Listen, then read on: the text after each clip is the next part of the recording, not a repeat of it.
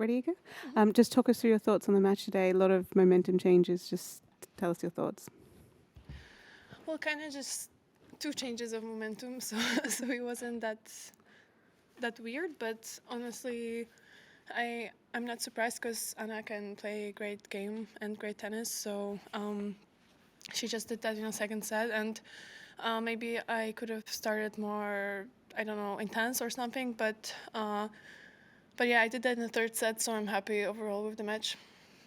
Okay, who'd like the first question here? In your previous game against Buskova, it was much more about the serve, but today it was all about return. Was that a strategic change or just happened in court that you had to adjust?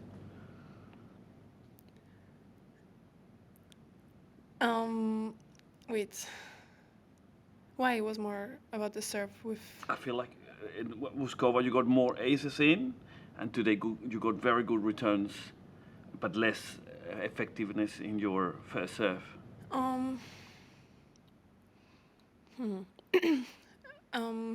sorry.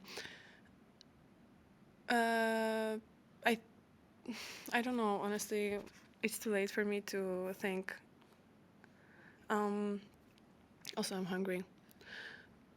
But I felt maybe in the second set I dropped the level of my serve, so I wanted to like pick my spots in third set from the beginning, like serve more proactively, you know. But I didn't feel that the match with Buskova was all about the serve. I feel like I was serving better than on my first round.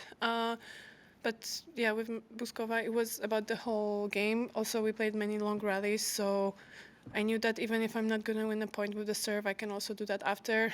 Here, like with Anna, you need to be proactive in first 2 balls because when she's going to, play fast and put pressure on you, she plays well. So I don't know what the match was about, but yeah, sorry. You okay? You okay? Yeah, Okay. I'm just hungry. Okay, we'll be quick. Up there and then down here. Yes. Hey, Iga. Congratulations on your win.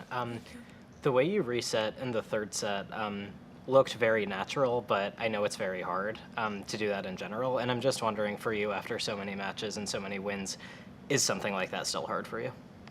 It totally depends on the match. Sometimes you know what you did wrong, and you just focus on one thing to improve, and your game can change, or that you can go one level up. Sometimes, like it was more today, I felt like I didn't do anything wrong in the second set. I just need to be ready in case she starts missing or she plays less aggressive. So I focused on that, and I wanted to pick my spots on the serve, and the reset wasn't that hard because it's not like I was in a bad place in the second set. Even though the score was kind of one-sided, I feel like until 4-1 every game could go both ways, so it was kind of unlucky that it just went her way. Maybe she played better the important points, but we played like good level anyway. Okay, over here and then Billy. Yes, you. Yeah, congratulations, Iga. you. I'm wondering how much you're aware of your fans during a match, and do you think they actually help you play any better?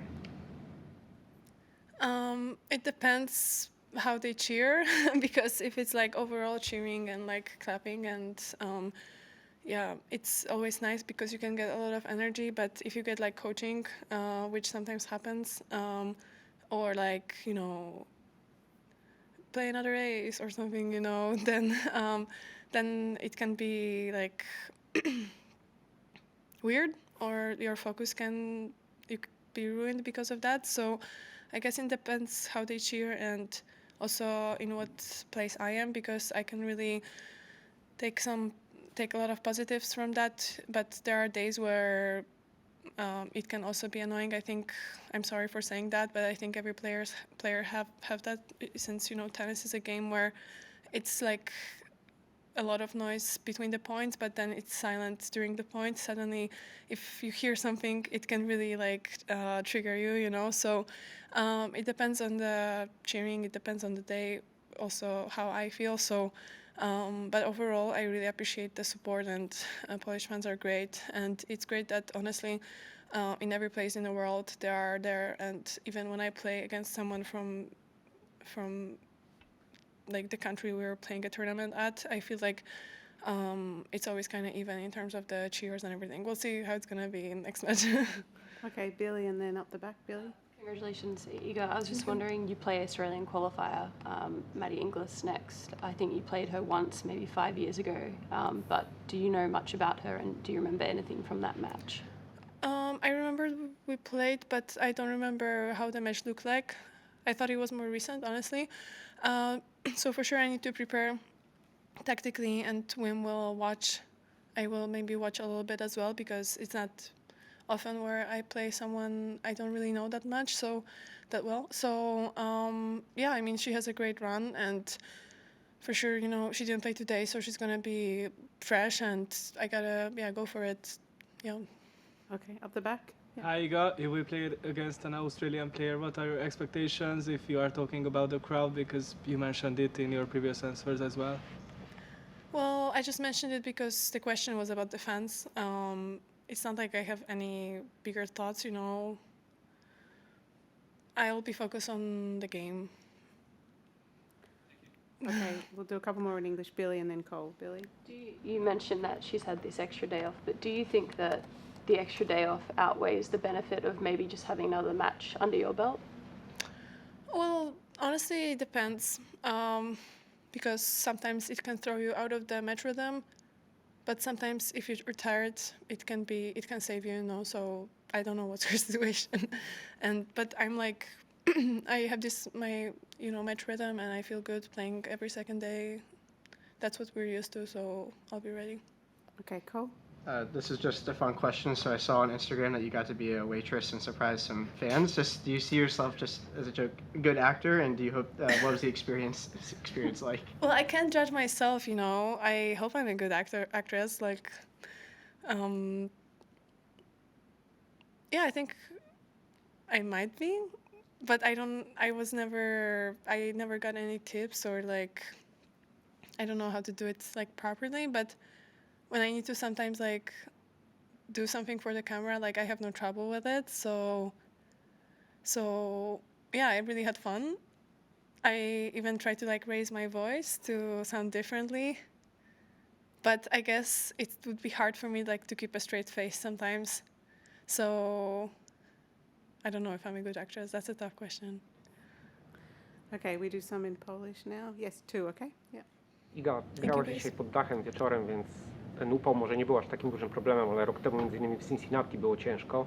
W jaki sposób można się przygotować do gry w takich warunkach? Czy nie wiem, zmieniasz dietę, kąpiel w lodzie, cokolwiek?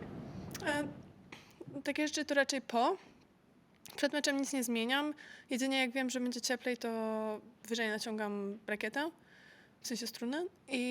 Ale dzisiaj wiedzieliśmy, że jeśli będzie bardzo ciepło, to dach będzie zamknięty, więc w sumie największym takim problemem w przygotowaniu było to, że nie wiedzieliśmy, czy zagram z otwartym dachem, czy nie, no bo o 7 wieczorem już może ta temperatura troszeczkę bardziej spaść i mogli otworzyć ten dach. Ale ogólnie grałam rozgrzewkę na zewnątrz i ten upał nie wydawał się jakiś straszny. Pewnie dlatego, że było sucho. Zazwyczaj upał jest problematyczny, jak jest też wilgotno, tak jak właśnie w Cincinnati i to jest naprawdę wykańczające, a tutaj właściwie dobrze mi się grało na zewnątrz dzisiaj. Często mówisz właśnie o napakowanym terminarzu, o obowiązkach również poza kortem. Mam takie pytanie, czy pamiętasz, kiedy ostatnio poczułaś taką zwykłą nudę? Że usiadłaś i się zastanawiałaś, co by tu porobić? To znaczy, w trakcie turniejów mało robię specjalnie. Po prostu odcinam się trochę od niektórych rzeczy, więc w trakcie turniejów, jak tylko myślę o tym, żeby odpoczywać i przygotować się do kolejnego meczu, to faktycznie czasami się trochę nudzę. No i potem jak wracam do domu, to przez to też dużo wrzucam sobie na głowę, bo mam wrażenie, że po prostu tak, nie wiem, intelektualnie po prostu mało robiłam, tylko po prostu się szykowałam przed meczami, więc tak trochę nie za ciekawie, ale jest to dla mnie niezbędne, żeby być skoncentrowaną i żeby pozostać w tych dobrych takich rutynach. No bo jak robię za dużo, to chociażby w trakcie meczu potrafią mi jakieś myśli przyjść do głowy albo jakieś rzeczy, które rozpoczęłam, a których nie udało mi się skończyć, jakieś zadania, więc wolę zostać w swojej bańce i faktycznie na turniejach czasami mi się nudzi, ale wiem, że powinnam cieszyć się tą nudą. Wide World of Sports is your home of the Australian Open. From highlights of the best players, every magic Aussie moment, and the best expert analysis. We'll have every nail-biting, heartwarming and edge-of-your-seat point covered. Subscribing to Wide World of Sports on YouTube is a must for any tennis fan.